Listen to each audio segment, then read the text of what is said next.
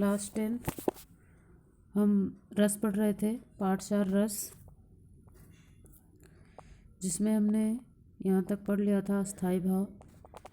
यहाँ पे हमने ये देखा कि रस किसे कहते हैं। इसके बाद रस के अंग, रस के 4 अंग हैं या अवयव जिसको बोलते हैं। इसके यहाँ पे दिया है कि रस की सामग्री, तो ये हमारे 4 प्रकार के होते हैं। जैसे जिसमें हमने पहला पढ़ लिया था अस्थाई भाव। स्थाई भाव का पहला है, प्रत्येक मनुष्य के चित्त में 9 स्थाई भाव वासना रूप में स्थित रहते हैं। ये सुसुप्त अवस्था में सदा विद्यमान रहते हैं।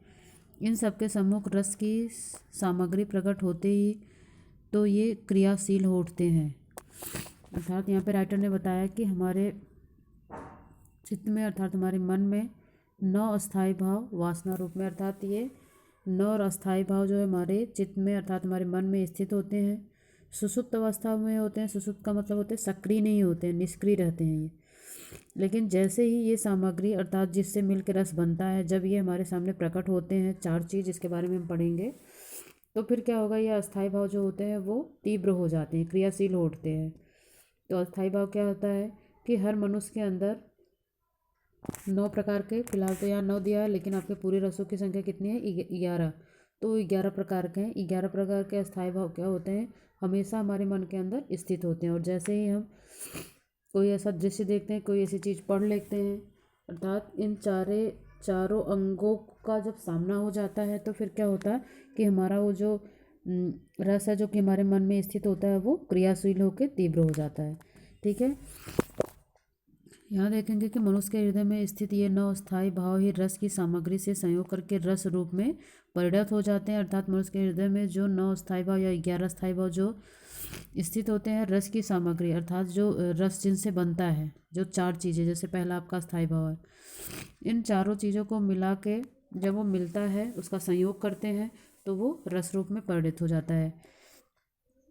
अब यहाँ पे हम देखेंगे कि यह कह सकते हैं कि भाव ही परिपक्व होकर राग द्वेष रहित प्रक्रिया से गुजर कर रस बन जाते हैं। अर्थात राइटर के कहने का मतलब है कि जो हमारे अंदर के भाव होते हैं वो परिपक्व हो जाते हैं, अर्थात वो पूरी तरह से कंप्लीट हो जाते हैं। जैसे कोई होता है कि भाव जो है वो थोड़ा है, लेकिन जब वो पूरी तरह से भाव उत्पन्न होता है शरीर में, मतलब अपने पूर्ण रूप में, तब क्या होता है, वो राग द्वेष से रहित हो जाता है। अर्थात उस पर राग द्वेष का कोई प्रभाव नहीं पड़ता है। ऐसे करके फिर वो 9 अस्थाई भाव के रूप में फिर व्यक्त किया जाता है। ठीक है, अर्थात जो हमारे अंदर के भाव होते हैं वही क्या होते हैं, कई प्रक्रियाओं से गुजर करके फिर वो अस्थाई भाव का रूप ग्रहण कर लेते हैं। जैसे यहाँ पे इन्होंने बताया कि 9 अस्थाई भाव हैं आपके। यहाँ पे 9 रसों की संख्या दी गई है। 2 आपके ये हैं, भगवत रति और संतत रति, अर्थात भक्त रस और वात्सल रस। ठीक है, ये 2 रस आपके देखो यहाँ पे लिखा गया है। कुछ विद्वान भगवत रति और संतत रति के आधार पर 2 रस अन्य रस भी माने हैं। जैसे ये आपका भक्ति रस और वात्सल रस। इसका जो अस्थाई भाव है वो क्या है, भगवत रति और संतत रति। रति का मतलब क्या होता है, प्रेम। ठीक है, तो सबसे पहले यहाँ पे हम रस देखेंगे। रस आपका पहला रस है श्रृंगार रस और इसका अस्थाई भाव क्या है, रति। दूसरा है करुण और इसका अस्थाई भाव शोक। तीसरा है रौद्र, तो इसका अस्थाई भाव क्रोध। चौथा है विभत्स, तो इसका अस्थाई भाव घृणा। पांचवा है शांत, तो इसका जो स्थायी भाव वो क्या है, सम और वैराग्य। छठवां है यहाँ पे उत्साह, वीर रस है और इसका स्थायी भाव उत्साह। 7वां है आपका हास्य रस और इसका स्थायी भाव हंसी। 8वां है भयानक और इसका स्थायी भाव भय। और 9 है आपका अद्भुत रस और इसका स्थायी भाव विस्मय। विस्मय मतलब आश्चर्य। तो ये आपके ऊपर 9 रस दिए गए हैं। बाकी 2 रस आपके ये हैं, भक्ति रस और वात्सल रस, जिसका स्थायी भाव है भगवत रति और संतत रति। तो रति का मतलब यहाँ पे जैसे आपका पहला रस क्या था आपका, श्रृंगार रस। ठीक है, तो इसका स्थायी भाव क्या था, रति। श्रृंगार रस रति इसका अस्थाई भाव, रति मतलब प्रेम होता है। प्रेम आपके 3 प्रकार के होते हैं जैसे यहाँ पे दिया गया है। पहला है श्रृंगार रस में जो होता है वो पति पत्नी या नायक नायिका के बीच का जो प्रेम होता है वही होता है आपका श्रृंगार रस में।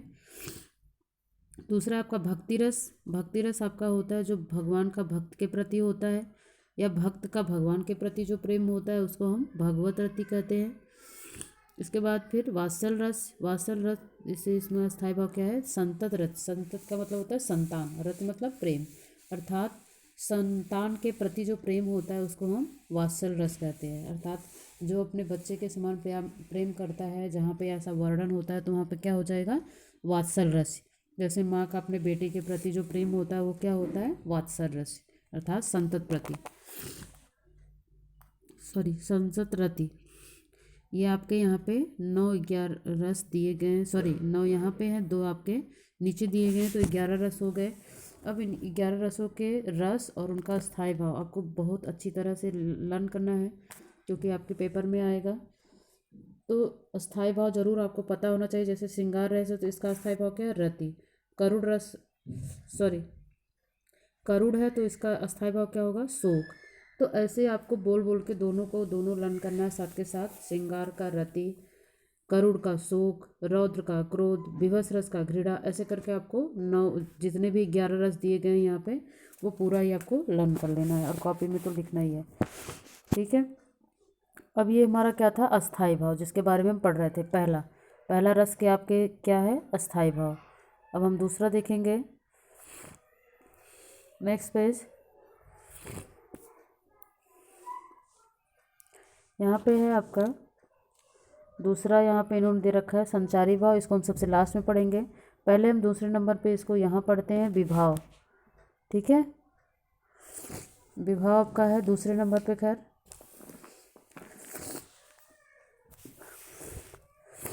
यहाँ पे विभाव में हम देखेंगे, जैसे यहाँ पे दिया गया है भाव जागृत करने के कारक, जैसे कारण या सामग्री या साधना को विभाव कहते हैं। कहानी या कविता के पात्र, घटनाएं, स्थितियाँ वे विभाव हैं जिन्हें देखकर पाठक के हृदय के भाव जागृत होते हैं।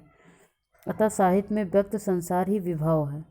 यहाँ पे राइटर ने क्या बताया कि विभाव जागृत करने के कारक हैं, अर्थात जो हमारे अंदर के भाव हैं उसको जागृत करने वाले कारक कौन है? विभाव हैं।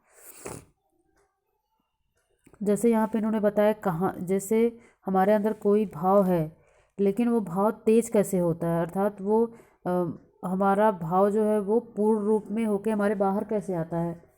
तो वो कैसे आता है? जैसे यहाँ पे है, इन्होंने दे रखा है कहानी या कविता, पात्र एवं घटनाएं, स्थितियाँ वे विभाव हैं जिन्हें देखकर पाठक के हृदय के भाव जागृत होते हैं। अर्थात जब कोई व्यक्ति कहानी पढ़ता है या कोई कविता पढ़ता है, कोई ऐसा पात्र देख लेता है या कोई ऐसी घटना उसके सामने घटित हो जाती है या कोई ऐसी स्थितियाँ आ जाती हैं, तो फिर क्या होगा कि जो अंदर के भाव है वो तेज हो जाएंगे। जैसे यहाँ पे इन्होंने बताया है,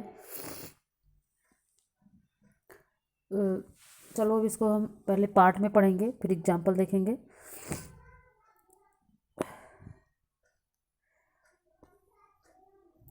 अब यहाँ पे हम देखेंगे कि जो हमारा विभाव है उसके 2 भेद हैं। पहला क्या है आपका? आलंबन और दूसरा उद्दीपन, ठीक है। विभाव हमारा क्या था कि विभाव हमारे भाव को जागृत करने वाली स्थितियाँ हैं, अर्थात उसके कारक हैं। स्थितियाँ और कारण दोनों ही इसमें आते हैं। तो विभाव हमारे भाव को प्रकट करने के कारक हो सकते हैं, अर्थात इसी की वजह से हमारे अंदर के जो भाव होते हैं वो प्रकट होते हैं, उसी को हम क्या बोलते हैं? विभाव कहते हैं। अब विभाव में भी 2 हैं, एक है आपका आलंबन विभाव और दूसरा है आपका उद्दीपन विभाव। तो पहला हम देखेंगे आलंबन में, यहाँ पे दे रखा है पट, अर्थात पर्दे पर प्रकट मूल विषय वस्तु को आलंबन कहते हैं।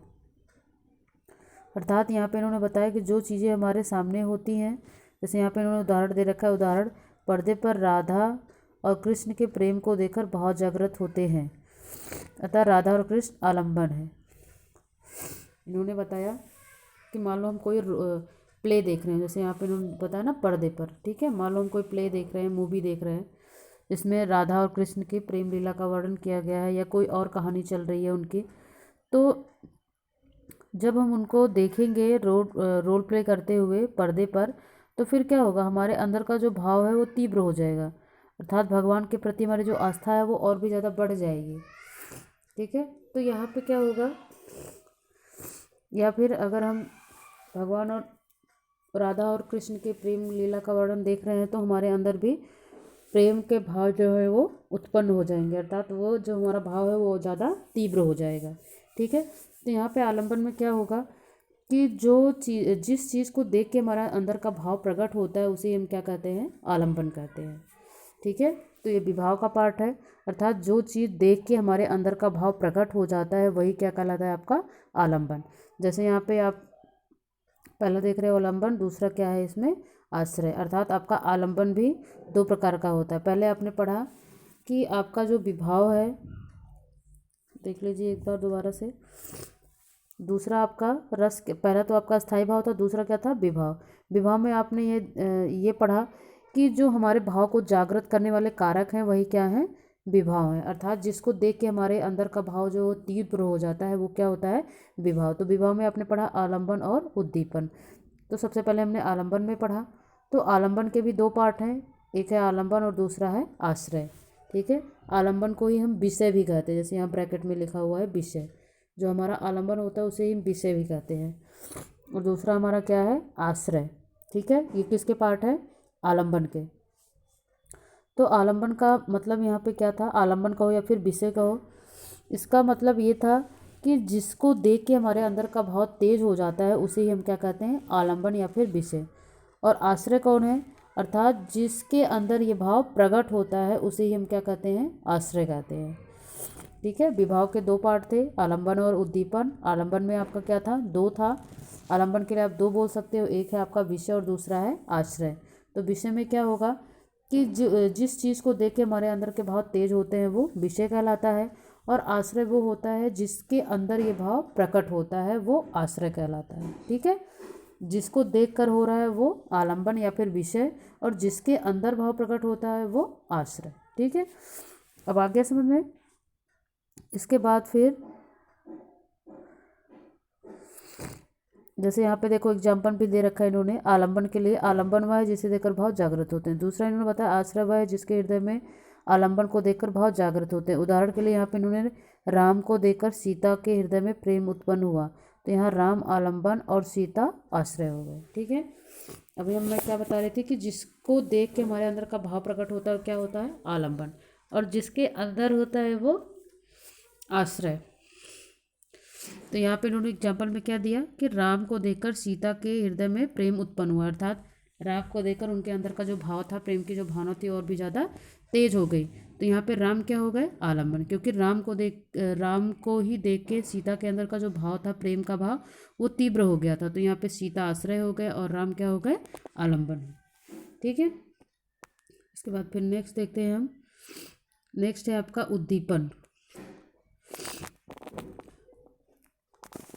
तो अभी बच्चों हम इतना ही पढ़ेंगे इसमें विभाव के बारे में, बस आगे वाले हम आगे की वीडियो में पढ़ेंगे। आज के लिए इतना ही, धन्यवाद।